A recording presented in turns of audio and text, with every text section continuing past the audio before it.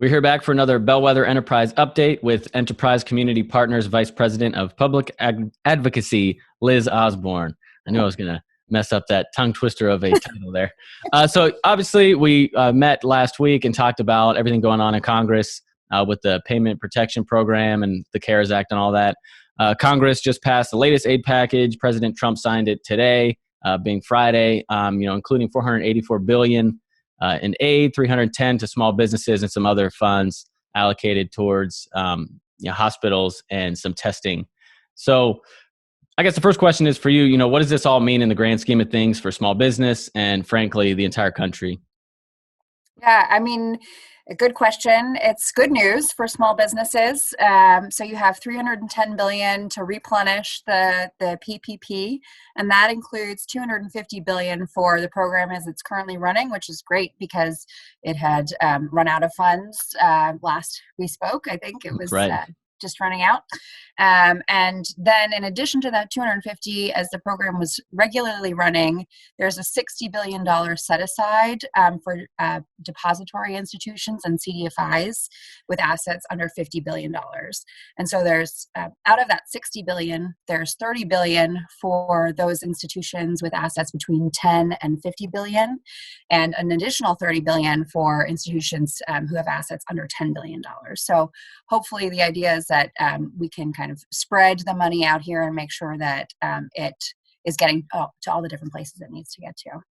Right. Yeah. Great news indeed. But before, the latest aid package and, a lot of that was because the funds were running out and things, I would imagine. But, there's been a lot of complaints and concerns from a lot of small businesses that weren't able to get the funds, the first round. And, I'm sure there's plenty of concerns about whether or not they're going to be able to access the funds, going forward. So has there been any discussion that has been geared towards, solving the issue and making sure anyone who qualifies for these loans and qualifies for the dollars can actually receive them? What's kind of been the stance that they're looking at doing to make sure that everyone who is eligible gets what, they need? Yeah, good question. I think there's kind of twofold issues here. The first is there was some language that people were discussing about expanding both lending and borrowing eligibility, so that more CDFIs would be eligible to lend and more people might be eligible to borrow it. Also, we just need to make sure that there's enough funding to get around to all the businesses, small businesses and nonprofits that qualify for it. And I think you see a commitment from Congress. They've just allocated, 349 billion for the program the first time around, and another 310 billion. I think we're hearing that this additional funding could run out in as early as 2 days from now. And I think that Congress is committed to coming back and making sure that they're able to replenish it as needed. I do think that then has implications for the next CARES 2 package. The faster this funding runs out, it's possible they just do another quick replenishment to get more money out, or it could get pushed back towards the next CARES 2 package, which is this broader package that we think will include more appropriations for housing and that sort of thing.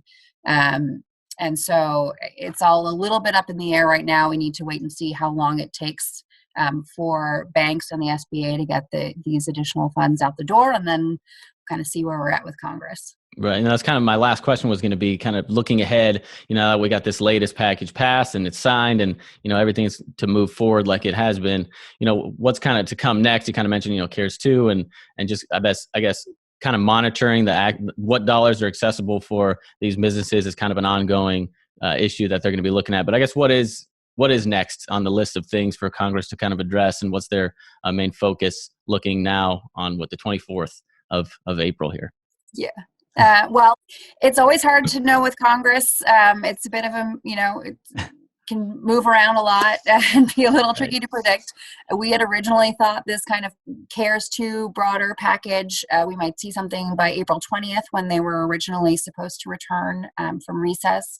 That was also projected to be kind of the peak spread of COVID-19 in DC, so that got pushed back to May 4th now.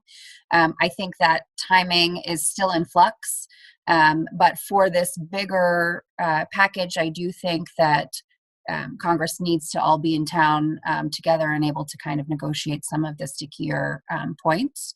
But I think you will see at some point another really large infusion of cash and appropriations into a lot of these other programs. We're talking about affordable housing, but funding for states and localities to kind of mitigate the impacts that coronavirus has had on the work that they do, a number of other things as well. And then the question is whether or not also a broader infrastructure package gets included in CARES 2, which it might, especially kind of the further down the line we get on CARES 2, or if that's, even looking further ahead into the future. So Stay tuned. We'll see. Right. I it's certainly something to keep our eyes on and monitor as we progress. And thank you again for joining me and giving us a great update. We'll have to do it here in the next couple of weeks or whenever we get something new to report, maybe May 4th, maybe sooner, maybe later. Who knows with CARES 2. But thank you again. Talk soon. Thanks for having me.